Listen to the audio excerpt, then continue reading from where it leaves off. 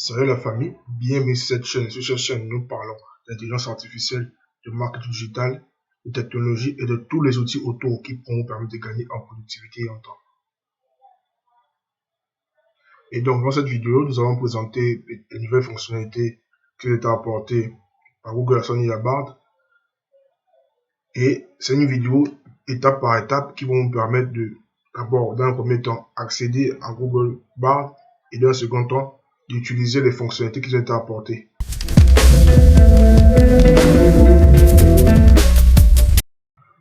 On va accéder sur la barre de recherche Google Bard, comme ça.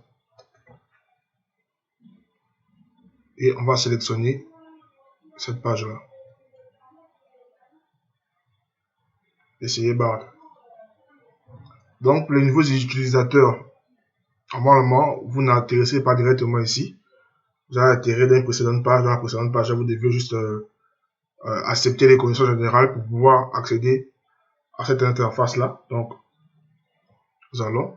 Donc, le premier conseil que je peux vous donner, c'est d'abord d'utiliser des questions qui ont été générées par Google Bard. Donc, voici les deux premières questions. Là, vous sélectionnez une des questions à votre convenance. Donc, c'est à vous de voir. Et ces deux-là, ça correspond à nos précédentes conversations qu'on a déjà eues, si on a déjà un compte Google Bard, bien sûr.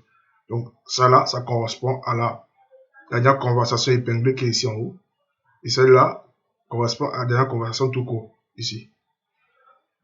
On va sélectionner une des questions générées par Google Bard. Ok.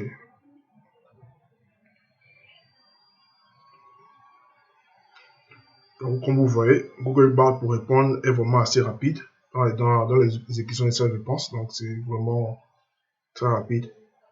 Donc, celle-là, ça correspond à la première suggestion de réponse. Donc, pour accéder aux deux autres, on clique tout simplement ici.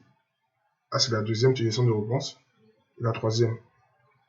Donc, vous avez le choix entre ces trois-là. Ou bien, si ça ne vous plaît pas, vous pouvez toujours générer de nouvelles suggestions de réponse. Donc, ça dépend que de vous. Donc, c'est ici. Et ici, vous avez la possibilité, comme vous avez vu, de modifier le texte. Donc, de modifier la question d'entrée. Donc là, on va modifier. Donne-moi des idées de sujets pour aborder mes fournisseurs. Fournisseurs. Login pour compte. OK.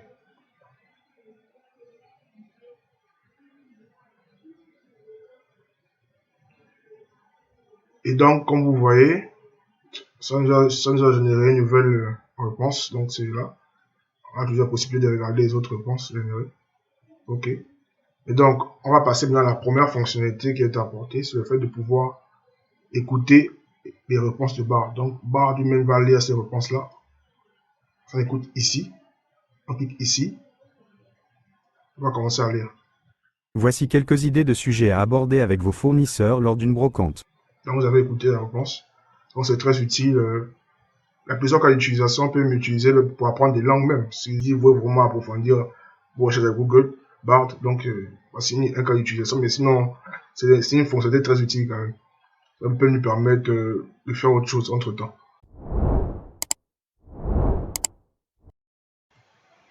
Nous allons accéder à la deuxième fonctionnalité qui nous permet, comme vous pouvez le voir, d'épingler, renommer et supprimer nos conversations. C'est une fonctionnalité très utile parce qu'elle nous permet de gagner en temps. Donc, comme vous pouvez le voir, on peut organiser nos conversations, suivre nos projets et, dans la moindre mesure, accéder rapidement à l'information. Dans le cas des projets qu'on a avec des collaborateurs, le fait de pouvoir rapidement accéder à l'information nous fait vraiment gagner en temps, comme je disais précédemment. Donc, c'est un point pour Bard et 0 pour les autres parce que pour le moment, Bard est la seule IA à pouvoir proposer cette fonctionnalité-là. Donc, nous allons passer maintenant à la troisième et quatrième fonctionnalité. Donc, la troisième fonctionnalité, c'est le fait de pouvoir partager et exporter nos conversations Google Bard. Donc, voici. Donc, on va la partager via la création d'un lien de partage. Donc, en cliquant ici. Donc là, ça correspond à la première, bien à cette suggestion de réponse là. Donc, si on clique ici, on va avoir accès aux deux autres suggestions de réponse. Donc, un accès aux deux autres suggestions de réponse, ça dépend de nous, de la suggestion qui nous a la plus marqué. Et on n'a plus qu'à créer un lien de partage ici.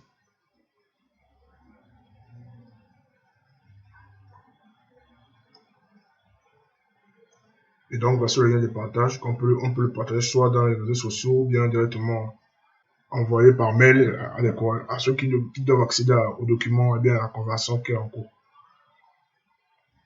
Donc, nous avons aussi la possibilité de pouvoir exporter vers Doc. Donc là, ce document-là, cette conversation en cours là, on peut directement l'exporter vers Google Doc. Justement, ça crée un rappel que le document. Donc, on va ouvrir tout simplement le document ici. Voilà. Donc, voici. Et ça met le titre tranquillement. Donc, ça peut vous donner des idées dans vos différentes conversations que vous aurez avec Google Bard. Et aussi, on peut aussi encore l'exporter vers Gmail directement.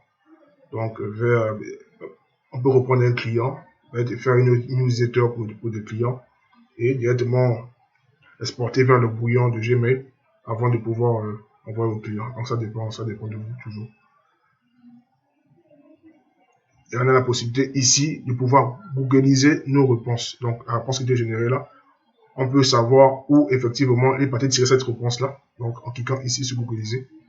Donc, être un bon client pour des fournisseurs, quelles sont les qualités d'un bon client, etc. Donc, voici.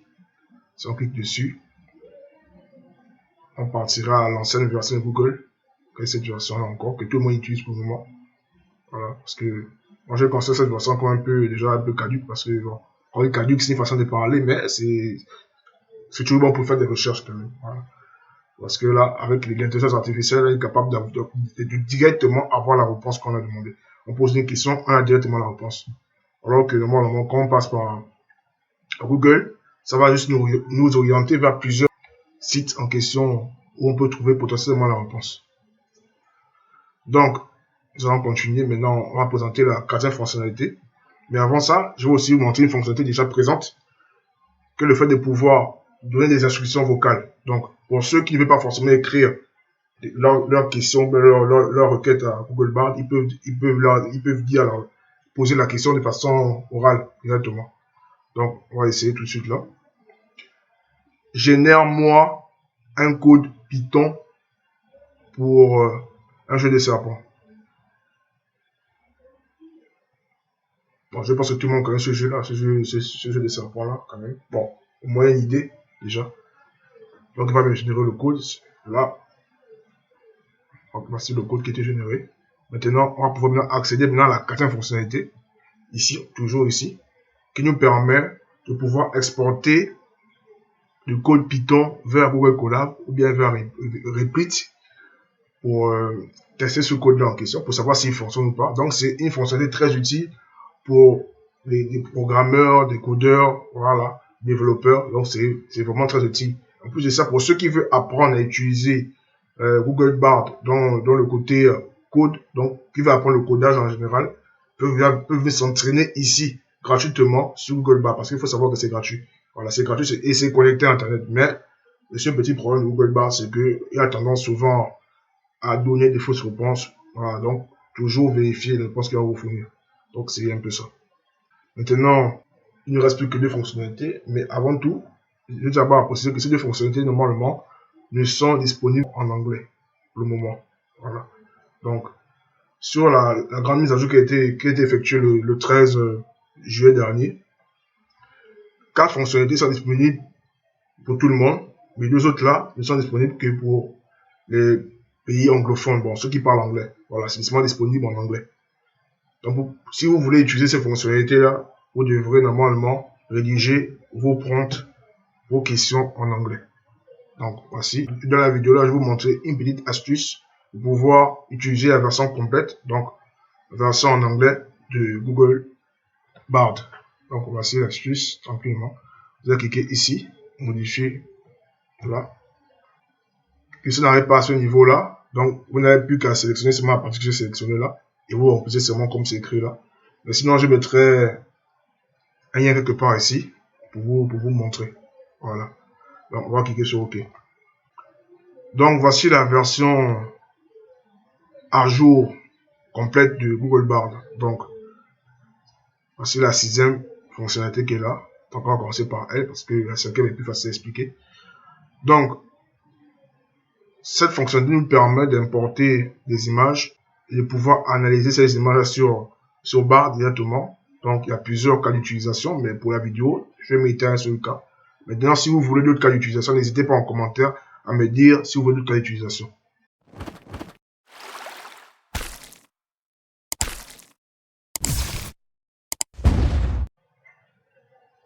Donc, voici un cas d'utilisation que moi j'aime bien utiliser. Voici. Donc, analyse. Bon, je vais directement lui demander. Analyse-moi cette image. Ah oui, il parle anglais, j'ai oublié. Analyse-moi cette image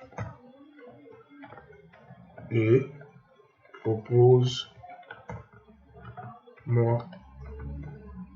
des recettes après analyse.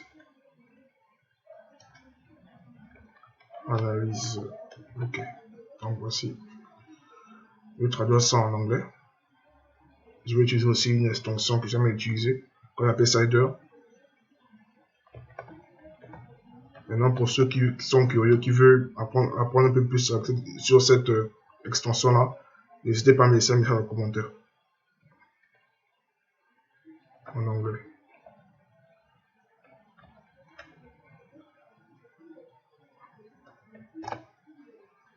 Ok, je vais insérer le texte. Ok, c'est inséré. Je vais s'enlever ce niveau. Et c'est parti.